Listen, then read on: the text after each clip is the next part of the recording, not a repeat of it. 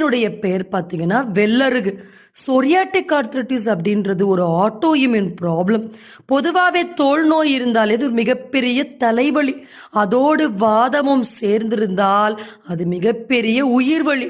ஒரு joint to joint இருக்கக்கூடிய வலிகளை குறைப்பதா இல்ல அதிகமாகிக் கொண்டே போகக்கூடிய தோல் நோயை குறைப்பதா என்ற மிகப்பெரிய போராட்டம்.